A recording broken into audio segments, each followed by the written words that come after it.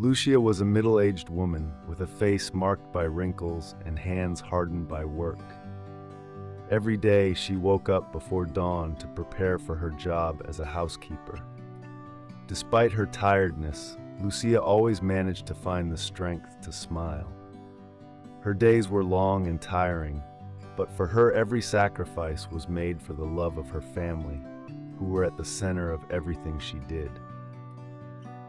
Before continuing, subscribe to our channel and activate the bell. Her husband, Roberto, was equally dedicated. He worked as a driver for a small local delivery company, and every day he braved the city's chaotic traffic and inclement weather to ensure that packages were delivered on time. Even though his job was grueling, he never complained, because he knew that every hour spent on the road meant a better future for his family. Roberto, with his reassuring smile and calm nature, was the pillar of the house. Lucia and Roberto lived with their only daughter, Alice, a 15-year-old girl with big dreams and a heart full of hopes. Alice attended a school where most of her classmates came from wealthy families.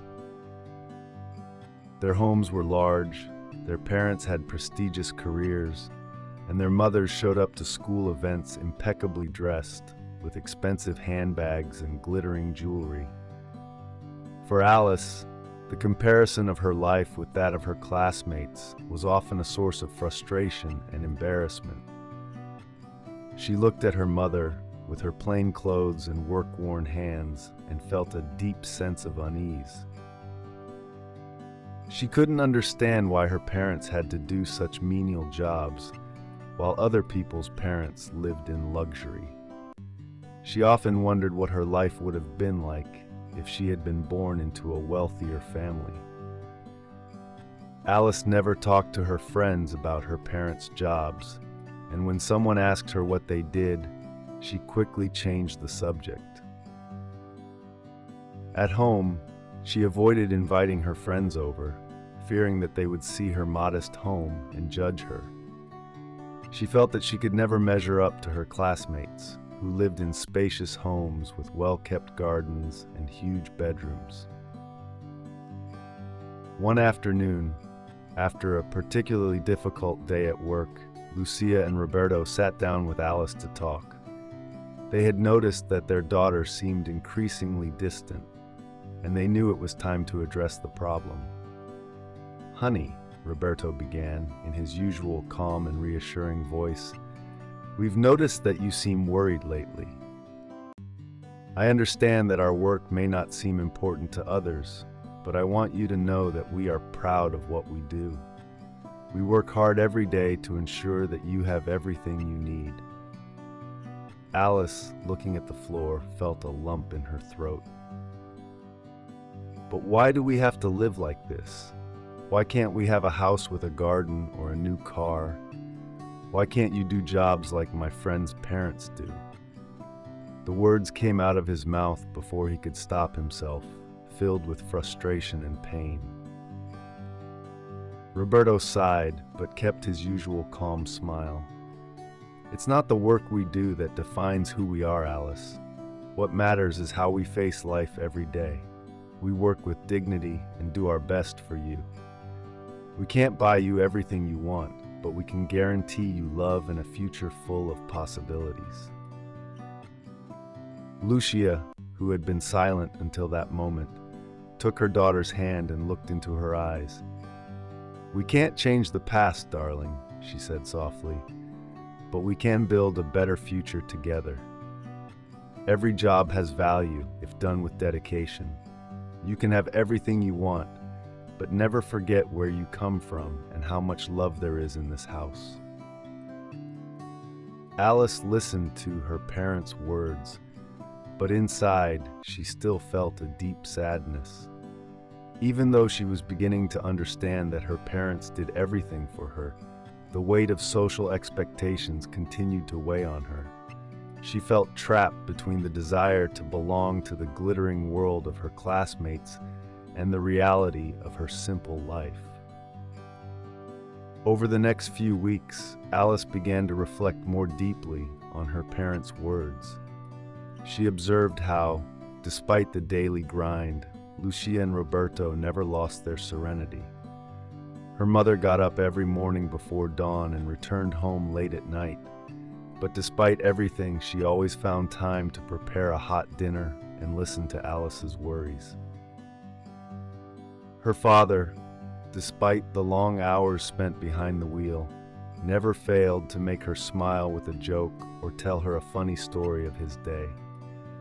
Yet, even though she was beginning to see with different eyes the value of her parents' work and sacrifices, Alice continued to avoid inviting her friends home. She was afraid that they might judge their modest house, with its small rooms and simple furniture. Comparing it to the luxurious homes of her classmates made her feel inadequate. One day, while walking in the park with her best friend, Elena, Alice decided to confide in her. Elena came from a wealthy family, and Alice had always admired her perfect life, full of travel, fashionable clothes, and expensive accessories. "You know," Alice began, "sometimes I feel embarrassed by my parents' jobs. I don't want people to know how little we have." Elena looked at her in surprise and answered sincerely, "Alice, what are you saying? I envy you so much. Your parents are always so united and loving. My family has everything you can buy, but my parents are always at work or arguing.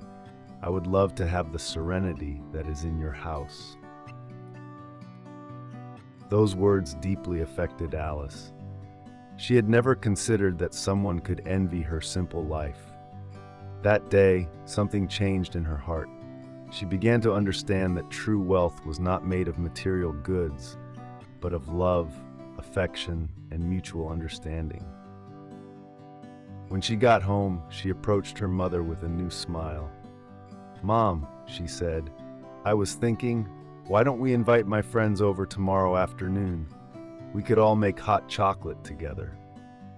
Lucia, surprised and touched, hugged her daughter tightly. "Honey, I'm so glad you changed your mind.